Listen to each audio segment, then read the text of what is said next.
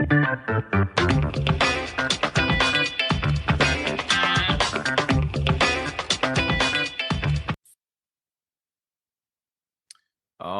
right. Welcome back to another episode of the Real Estate Investing Club. Today we have Vince Hall with us from Call Porter.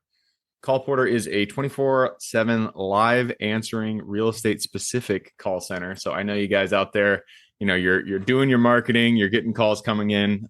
Sometimes I know, at least for me, it is impossible to take all those calls. So it's great to outsource that. And that is what Vince does. So Vince, thank you very much for hopping on the show. Yeah, man, for sure. Glad to be here. Glad to talk about, Call Porter if we can, but I know we're going to talk more about, what I do personally, and we can definitely get into it. Cool. I told you before we got on here, we like to start with stories. So why don't you take us to the beginning of your story? For sure. Real estate. Yeah. So I'm here in St. Louis, Missouri, by the way. So I got cold into out there right now, right? It is cold, man. It's like 11 degrees today, and it feels like -7 or something like that. So it doesn't faze me all that much. I am originally from Alaska, so different temperatures up there as well. Yeah, and I return to Alaska pretty much every summer because I got tons of family up there. Nice. But I got into real estate about 3.5, 4 years ago. So right around the time of COVID, I used to be a middle school science teacher. Wow. Yeah. So I love teaching. Absolutely loved it. Had a great science lab. I was at a private school, so they really hooked me up with, good science resources. However, at the end of the day, teachers, as much as they love their job, do not get paid well. Right. So, 2020, COVID hits. I was also going through divorce at that time. So just a lot of life changes, right? Yeah. So I reached out to one of my good friends. His name's Ryan Dawsey. He's an investor himself. And I was just like, hey, dude, I need to learn more about this, right? So he eventually just gave me a book, and he's like, you're not ready. Here's a book. And he gave it to me, and I read it. I also got, you don't mind me asking. It was Anson Young's How to Find and Fund Deals. Okay. Yeah, so it was just a really no. Well, I've already read that one. I think everybody's at some point read that one, right? But yeah, he gave me a book. I read it. I also was looking to get into the more retail side of real estate as well, which I did. Joined a team, got my license, everything. Was in it for 6 months and hated it. Yeah, I was just like, this is not for me. I was like, I am not making, 800 cold calls to get one conversation on the phone. I was wasting my weekends away. I was, getting anybody that would let me have an open house. I was getting it, right? But it was just not me, not me at all. Yeah. So I reached out to Ryan again. I was like, dude, I'm not going that route. You gotta do something with me. And so he's like, hey, why don't you come on board at Call Porter and Ballpoint Marketing? I think you could learn a lot just being around all of us and things of that sort. And so that's what I did. And that was about just over 2 years ago, doing that. And that's kind of, when you're in the space of real estate investing, right? It's very contagious, and you cannot help yourself but to learn more and to get into it yourself. So fast forward 2 years later, here I am at, Call Porter, Ballpoint, do a lot of head of sales. I'm the face of Call Porter. So think of me as kind of like the Jake of State Farm. So I do a lot of, commercials, ads, webinars, podcasts, all that kind of stuff. Nice. I love it. Yeah. So hopefully that wasn't too long of an intro there. No, that's good. So 2 years ago, you kind of decided that you're going to go down the route of real estate. What was the first property you bought? So I have just a rental, just a small single family home, and it was pretty turnkey.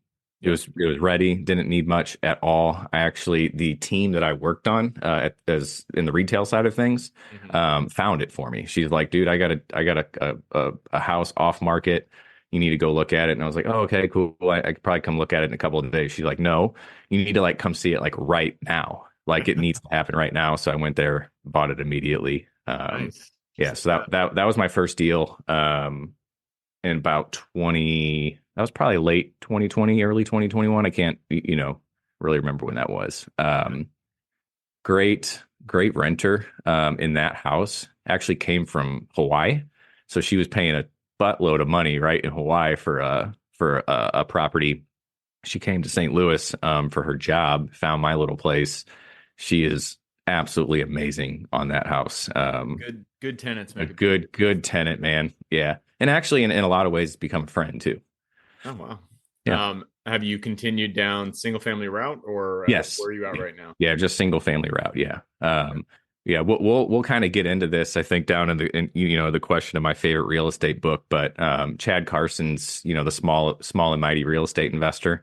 I Uh-huh. love that idea. I am not out there to be a guru, to be on Yeah. social media, to drive a Lambo.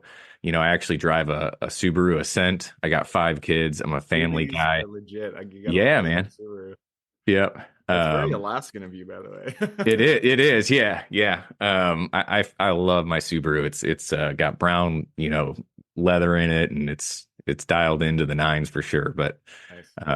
yeah, I'm So just want to be small and mighty, man. Like I'm thinking long term, right? yeah, I get the buy and hold, that, 20, 30 years down the road, that's where I'm at. yeah, I didn't have a 401k or a savings as a teacher. That didn't exist for me. I was putting cash in a shoebox to save. You know what I'm saying? right. So it's a totally different story now. Yeah.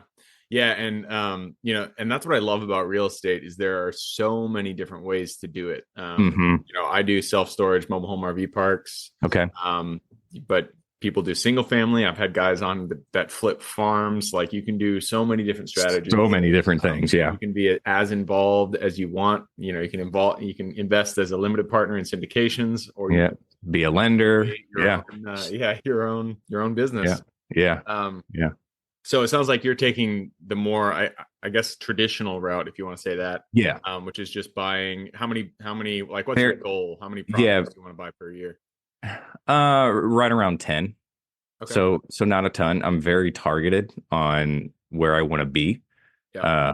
I do not deviate outside of where I want to be, who I'm looking for. So I also co-host a podcast. I'll throw it out there if you don't mind. It's the Next Yeah, for sure. podcast. But Yeah, whenever we're talking about horror stories on our podcast, right? Most of the time, a horror story comes along for an investor because they went outside of their boundaries of what they normally do, yeah, right? So if you are listening, just keep that in mind, keep that at the forefront of your mind. Do what you know how to do it and do it really well, and stay kind of comfortable in that. And you can kind of take baby steps outside of those boundaries.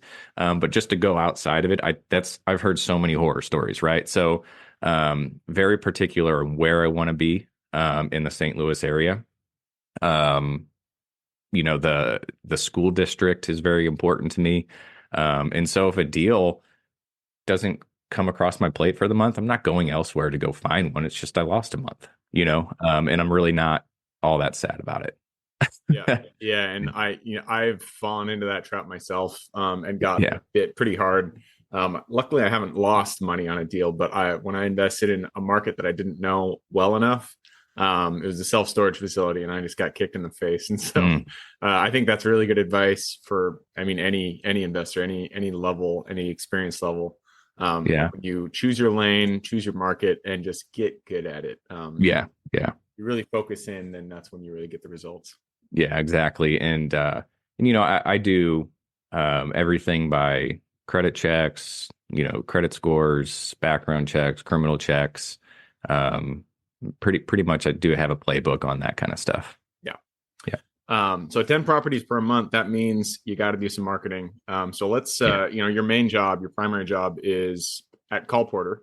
Correct. So tell us about how you find deals, and then how you utilize Call Porter to kind of, take that time back from you to have to stay on the phone all day. Yeah. So most of the deals come by referrals, networking with agents, direct mail. So our sister company at Call Porter is Ballpoint Marketing. So, kind of have access to, those kinds of things. Deal Machine is another really good resource, or tool. We can talk about Deal Machine and their app and Driving for Dollars and door hangers. And, again, just getting really targeted, with those tools. Call Porter is absolutely important to me because I do not want to take my own calls. I've been cussed out enough to know that taking your phone calls via direct mail marketing, I don't even want to deal with one of them. It is what it is. So I've always thought it was funny when we'll get calls, we'll send out mailers and people will call us super angry and be like, take us off your list. I'm like, it's just a mailer, throw it away. It's not a big deal. It's literally a postcard. Exactly, dude. We get so many. I would say about a third of the phone calls that come into Call Porter are those take me off the list, pretty angry callers. And I mean, it's like, I guess if you got nothing else better to do, make a phone call. But just throw it in the trash. But Call Porter is available 24/7. So if a call comes in at 10 p.m., they're going to take it, and they integrate with a CRM so that they can pass the notes over to you safely and securely. They're not getting login credentials to CRMs. It's all via web form link. They're booking appointments on my calendar for me if there's something that is a good potential or a good qualified lead. And the way that they qualify a lead for me and for all of the investors that use it is the 4 pillars, right, of a good real estate deal. So property condition, motivation, time frame, price point. So if a seller's willing to give that information on the phone, they better be booking an appointment, right? I want to know about it. I want the information. I'm going to listen to the recording. I want to see what's going on. And then from there, figuring out where I move forward, visit the house, those kinds of things. Yeah. And one other thing that I don't know if you mentioned this, but I feel like is useful for Call Porter is that all your callers are in the U.S. And 100%. Yep. International callers. I have had luck, but a lot of the times, you can get really cheap callers from the Philippines or something like that. But a lot of the times that little bit of an accent, it does make a difference. And I know you don't feel like it does, but I've listened to calls and people will just hang up. So if you get somebody from the U.S., that does make a big difference. Yeah, 100%. Yeah. So all of us, I Call Porter 100% US based. It's a funny story. I was talking to an investor who did use a VA overseas, who actually knew perfect English. He was like, her English, you couldn't really tell at all that she lived in the Philippines. But the thing that kept driving him crazy was kind of our everyday idioms, right? That we know. And he listened to a phone call. There was a guy, he was in pre-foreclosure. And in the conversation with her, he said, "Hey, I'm really in the doghouse," right? So you and I would interpret I'm in the doghouse as I'm in trouble, right? I need help or something. She literally thought the guy was now living in his dog's house. And so the guy's listening to the recording. He was like, "Oh, that's it. I can't do it anymore." And so that's when he called us at Call Porter and we started taking his phone calls. But that's one story that has always just resonated with me. It's so hilarious. Yeah, you've hit rock bottom when you're living in your dog's house. Right. All right. Well, cool. So your 10 properties a month or a year, I feel like that's a really good number, especially for that's something that you can achieve if you have if somebody out there is working a W-2 and you want to buy houses on the side. If you can add 10 properties per year to your portfolio, you're going to be scot-free in a couple of years. So, I was going to say, go for 4, 1 a quarter if you're starting out. Chad talks about that in his book, The Small and Mighty Investor. Go for 4. Don't even that. I mean, that's really what I did at first. I went for 4 because I was like, that's something I can chew on, right? And focus on. Makes sense to me. 1 per quarter, I can do that. Yeah. So financing, all me for the most part. So I'm a veteran as well. So one thing that I've done is a VA loan. Actually, I can get up to about $800,000 in VA loans, and that can be as much property as you want. Within that, it's just up to 8. Yeah. Okay. So what I usually do is, or what I have done is, I could take a property out of the VA loan, refinance it, free up some money. Once the VA approves me, I'm always approved. Yeah. right? And I don't have to put any money down. Oh, Um, wow. yeah, you don't have to put any. That's It's interesting. 0%. You don't have to put any money down with the VA loan. That's great. Um, so I just basically can recycle it out of there, which is pretty cool. But yeah, just all me Yeah. mostly. Yeah, Very cool. yeah. Man, I wish they had one of those for civilians. I know. Yeah, I love the veteran benefits that I do have. Especially within real estate. I went to Iraq in 2004 and 2005, and so I have 100% of my undergraduate and graduate degree was paid for. So I use whatever I can when it comes to those benefits for sure. Yeah, Yeah, absolutely. You deserve it. yeah, All right. That moves us to the quick question round. We have run through our time. yeah, So it's time to jump on over. You ready? yeah. Let's do it. All right. This is you're gonna slam dunk this one because you've already mentioned it. So I recommend I need two recommendations for education. Yeah. Can be a book, one for real estate and one for life or general life wisdom. Oh, okay. Yeah. So real estate is definitely going to be, Chad Carson's book. I love that one. And but believe it or not, the Keller Williams has a book that you can actually get online called it's the $1 Million Real Estate Investor. Yeah. It's actually pretty good. Yeah. Yeah, it's actually pretty good. It's a thick boy. Like it's a thick book. It's got a lot of examples and things like that, but it is really good. An everyday book. I mean, I love Andrew Carnegie's How to Win Friends and Influence People. Yeah. I mean, it's a classic. If you haven't read that, it's really good. We actually built our script at Call Porter around Andrew Carnegie's How to Win Friends and Influence People. So I would say that's a good go-to. Yeah, that's one of my all-time favorite I don't know, self-help, I guess, kind of book. Yeah. I really hate the title, but because it just seems so cheesy, but the content in there is it's just very good. really good. Just how to treat people well. And so so Chad Carson, you talked about that before. Give us a little bit more detail about the book. Like what is his main thesis, I guess? Yeah. I mean, you can still be small as far when he says small, like if you're just going after some buy and holds, right? 4, 5, 6, 10 a year. After a few years, like you said, you're going to be well set, right? Especially when you hone into your criteria. And he talks a lot about what's called his FI, your financial independence number, right? So he's got a lean number, he's got a regular number, and he's got a fat number that he says like you need to figure that out. Figure out how many rental properties you need to be financially independent, lean, right? Your basic needs, things like that. Your fat financial independent number is like, man, you can go on vacation, you rent an RV for the summer, you throw your kids in there, you're not going to have to worry about things. So that's what I love about his book is it's very simple, it's straightforward. He talks about how to get into financing, he talks about coaches, he talks about mentors, it's just a wide range of things, but just be small, but be mighty. And you can do it with a W-2. It goes faster if you save some money and then spend 6 months really going at it. I love Call Porter. I love Ballpoint. I'm not going anywhere anytime soon. It's the relationships I have with these companies is too valuable for me. So I'll always be here, I think. But yeah, man, it's a really good book overall. That's a good, right? What was the actual name of it again? It's here. I got it right here. I thought maybe we could bring it up, but it's the Small and Mighty Real Estate Investor right here. Small and Mighty Real Estate Investor. I love it. Yeah. All right. That moves us. Oops. What were you going to say? No, that's it.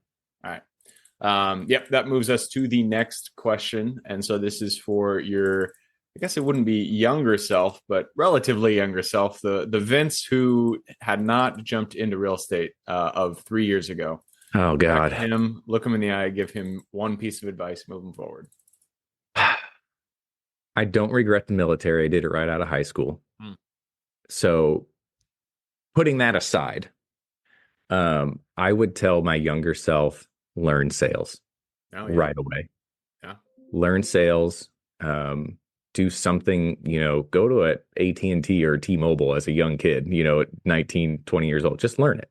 Yeah. Learn how to talk, learn how to be a good conversationalist, learn how to negotiate.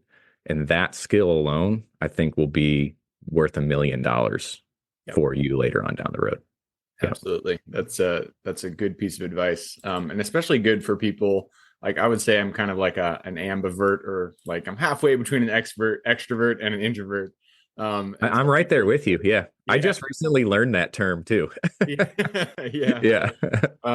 Yeah, so people who aren't like naturally 100% extroverted, I feel like sales feels a little, just the idea of sales feels a little, Yeah. I don't know, icky. But once you realize, I even read a book that was Everybody Sells or Everything is Sales. I can't remember the title, but sales is everywhere. We're Yeah. always doing sales. And if you can get good at it, you realize that it is one of the most important skills that you can have, especially in business. Even if you're not in an actual sales position, everybody needs to know how to sell, how to present their ideas, how to be genuine, all that kind of stuff. So good advice. Yep. I'm going to move us on to the next question, and this Okay. is about the U.S. It's a big place, a lot of opportunity. Give me the single metro you're most excited about investing in today. St. Louis. St. Louis. Yep. Your Right here. backyard. Yep. My backyard. Yeah. I know it well. Yep. That is a good place to start, is where you live. Yeah. And place to continue. And St. Louis is a massive metro. So yeah. Alaska's actually on my list as well. Which one? Which city? So I'm from Kenai and Soldotna, which is on the Kenai Peninsula, just south of Anchorage. Okay. And Anchorage is also another area. So I have lots of family to have some boots on the ground up there. Yeah. And I know it pretty well. But I think I'm going to get up into Alaska at some point, because you can actually do a lot of, in the summertime, especially, some good short term up there. Yeah. Yeah. No, I can imagine. Actually, side note, I read yesterday that the Alaska or the Anchorage airport during COVID was the busiest airport in the world, because they have so much transportation traffic from, Asia to America. Yep. I thought that was pretty crazy. You don't think of Anchorage as being a place people fly, but transportation, it makes sense. Yeah. It's a pretty cool small little airport for sure at Anchorage. Yeah. All right. Next question is about finding deals. It all starts with generating leads, getting in contact with the seller, and signing that purchase agreement. So what is your favorite way to find new deals? Ballpoint Marketing with direct mail, and Deal Machine. All right, there you go. Yeah. Direct mail is tried and true. You got to love it. It is the OG, y'all. It works. The thing with direct mail, you've got to be consistent with it. Yeah. Again, if you're a listener and you're like, hey, should I ever get into direct mail? And you do it 1 month, you do it 2 months, and you don't get a deal. Don't be like, oh, this doesn't work. You got to be consistent. We say at least 3 months, 4 months. So that's with any marketing, honestly. Just be consistent with it. Don't be a baby and give up. How many times do you send a mailer to an individual address? Oh gosh, up to 7 times.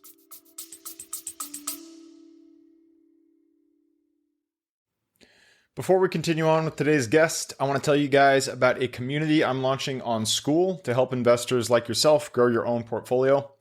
In this community, you'll get access to all the docs I use, all the systems I've built, everything I've used to grow my own portfolio, as well as instructions and guidance on how to get out there and find great deals, how to finance those deals, and then how to manage them for great returns. Since we're just launching it, the price will be set at a measly $20 per month, and whatever price you join at is the price you'll have for life. We will be increasing the price as the group grows, so if you're at all interested in growing your portfolio along other investors, now is the time to join. I will put the link somewhere in the bio or on our podcast website at therealestateinvestingclub.com, so if you are interested, head on over there. With that said, let's get back to the podcast. You send 7 mailers to one address. Wow. Yeah. Okay. Yeah. So, a sequence can be sent. Obviously you're going to get the return to senders. You're going to get people taken off, say, take me off your list. So Ballpoint has a sequence of letters where it actually sends a new copy and a new image. Followed up by phone calls, emails. Call Porter also has a fractional lead manager service where all of those leads get followed up and touched. It's a lot. And that's another thing too, like consistently following up. Like if you're not following up, that is truly where the money is made and the fortune is made. And a lot of people give up too quickly. Just somebody says, hey, I don't want to sell now, doesn't mean 3 months down the road they're not. A lot of things in life change in 3 months even. Yeah, we're closing a deal right now in RV park, and I have been talking to that seller for over 2 years. You just never know. You never know. Things change in people's lives. Yeah. Maybe 6 months down the line, now is the time to sell, and you got to be right there when the time changes. Yeah, I just talked to an investor friend of mine yesterday. He got a PPC lead in 2020 from a guy, right? In 2020, he talked to him once, and he just texted me. He's like, dude, this guy called me back 3 years later, and he and he's closing this deal. Like 3 years. And to be still on top of mind for that guy, I mean, that means his follow-up game has been pretty awesome. Yeah, that's great. Yeah. All right. Second to last question. This is about lessons learned. Not every deal we go into goes the way we expect. Sometimes a wrench is thrown in there and the deal goes a little sideways. But in those opportunities is the lessons that we can take and apply those to future deals. So give me one deal that went a little sideways and what was the biggest lesson you learned? Oh, gosh. Okay. So well, I'll say, how about post deal and just a renter? Just vet your renters. Yeah. I don't know how to describe this. I had a renter who he actually paid in cash, and every month he would put his cash like somewhere and have me go find it. And I drove you can't make this stuff up, dude. He'd be like, hey, I got your cash in an envelope. I put it under the charcoal in the barbecue pit in the backyard. Right. Or, hey, I put it there. Yeah. He's like, I put it in the Power Wheel, my son's Power Wheel where the battery pack is. And I mean, this happened for like months. Right. And this is one of my first, things. So just super new, didn't really know what I was doing. Well, one day I went to go collect the rent and the door was open. The front door was kind of cracked open. So I looked in there, just kind of knocked, and I was like, what the heck's going on? Well, he's dead asleep on the ground or on the couch. His son, who's had to have been like maybe 2, was awake in a diaper. There's cocaine on the coffee table. And this isn't a good area, right? Like, it's not like I was somewhere where it's just a bunch of crappy houses and people that, don't have jobs. I was pissed, right? Here's this, that little kid that could have gotten his mouth on that cocaine. It could have been the end of his life. So anyways, I get the sheriff involved and things like that. I go back to that house at some point. He chases me around the yard with an aluminum bat. Jesus Christ. Yeah, like this was the worst deal ever. And I will never again be in any process. I vet my renters so well now. Yeah. That is so important. And you don't know at the end of the day if someone's a drug addict. Like, on paper, he was fine. But there's some other things I didn't do where I didn't hit all of his, his contacts and previous references. I just hit, one. So yeah, that would probably be my worst story for sure. Yeah. Getting good renters. Yeah. It's night and day. You have to, if you get somebody who's bad, I've had somebody got pissed that I can't remember why he got angry, but he got angry and he left and he flooded the entire apartment by sticking stuff down the drain. I've had that happen to me too. Yeah. It's just like, come on. So, yeah. I had somebody throw baby diapers down the toilet and flush it. And then, that wasn't fun. Can I talk about something that's really awesome though, real quick? Yeah. Let's hear it. Say on the same accord. So I would also say, open your mouth. You never know if you don't ask, kind of thing as well, right? So I was interested in a power washer at a garage sale. Went to it because I just love power washing my old house and different things like that. Went to this garage sale. Power washing is really fun. My kids play it on the Oculus all the time. There's a little power washing game. So went to this house. It was just an elderly couple. They were offloading some things. You could just definitely tell that's what they were doing. And some big items too. But she said, hey, I got this exercise bike in the house as well. Would you be interested? And it was really nice. It's not a Peloton, but it's a really nice exercise bike. So I was like, yeah, sure. I'll go look at it. I bought that too. So bought a power washer, bought the exercise bike. I've got 5 kids, and I'm always kind of, looking for the next opportunity. Right. So this house is 6 bedrooms, 3 bath, where I'm sitting right now. And, just asked them, hey, would you be open to selling this? And they're like, yes. They're like, however, our sons are the executors of our trust and really need to be in this conversation. One of them lived in Japan. Oh, wow. So it was a process to get it all said and done. But if I would have never opened my mouth at a garage sale to go and buy a power washer and said, hey, would you be open to selling this home? I wouldn't be here. Yep. So then another story is you'd never, ever know. Right. And I know people that actually go to garage sales to use this strategy that are like, hey, would you be open to selling? But really cool story, man. I've got tons of space for my kids. And it's a beautiful home. It's got great bones and an awesome neighborhood. And I got it for an absolute steal because their sons, one of them living in Japan, they didn't want to deal with any, realtors or anything like that at that point. So here we are. Yeah, you never know where a deal is going to come from. So if you start talking to people, you never know. Yeah. Something might come through. Yeah.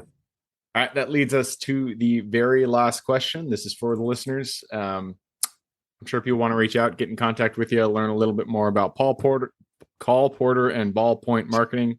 So tell us, where can they find you and what can they expect when they reach out? Yeah, they can find me directly at vince.hall@callporter.com. So you can reach out by email at any time. You can also find me on Call Porter Official on Instagram. I oversee that account, do all their social media and things like that. So you'll get me directly. Same thing with Ballpoint Marketing. You can do Ballpoint Marketing on Instagram or ballpointmarketing.com and find us. Yeah. Cool. All right. I will put those links in the show notes. So if y'all want to reach out, just click the little more in the description. It'll pull down that full description. And in there you can find Vince's links. Yeah. Gabe, I really appreciate this conversation, man. Yeah, absolutely. Thanks for hopping on. Yeah.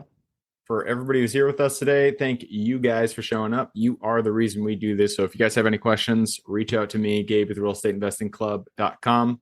And if you guys want to support the show, just give us a like, subscribe, share, all that jazz. Other than that, I hope you guys have a great week. Keep rocking real estate, and I look forward to seeing you on the next episode.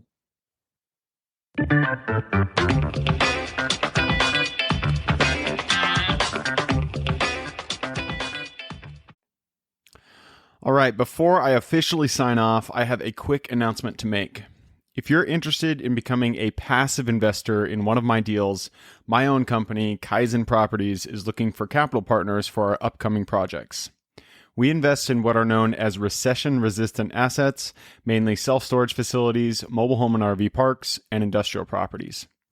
If you're interested in investing and would like to learn a little bit more about my company, our investing criteria, and some of the previous projects we've done, go to the Real Estate Investing Club podcast at therealestateinvestingclub.com and scroll all the way down to the bottom of the page. Click on the Invest With Us button. That'll pop up the investor form. Fill that out, and we will reach back out to you as soon as we can. Or if you prefer a little bit more of a personal touch, you can reach out to me at gabe@therealestateinvestingclub.com. So really, that is it. Again, it was a pleasure hanging out with you guys during this episode, and I look forward to seeing you on the next episode.